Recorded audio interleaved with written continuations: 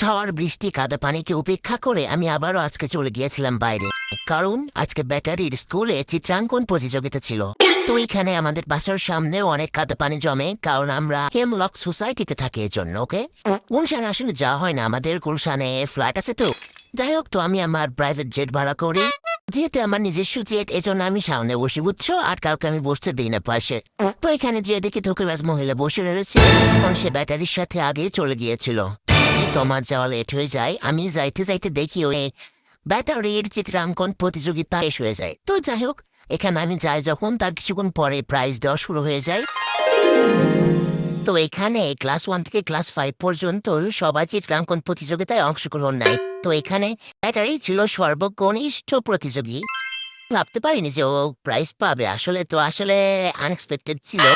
এইখানে battery prize পেয়ে যায়, নিজের জায়গা ঠিকই বুঝে নাই।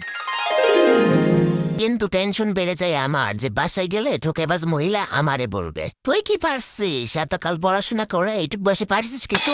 কিন্তু আনফর্চুনেটলি ও কোনটা আঁকায় আমি আসলে ছবি তুলতে পারিনি, কিন্তু গত রাতে ও এটা আঁকায়।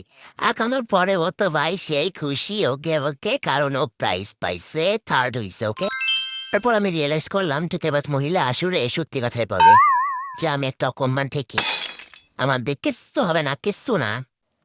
পড়াশোনা করে শুধু মনে করো ছাইয়ের বদলে ভীম বাড়ি আসবে হাতে, তাছাড়া কিছুই না। এই কথা ভাবতে ভাবতে আমি আর ব্যাটারি দুইটা আইসক্রিম খাইতে খেতে বাড়ি চলে যাই।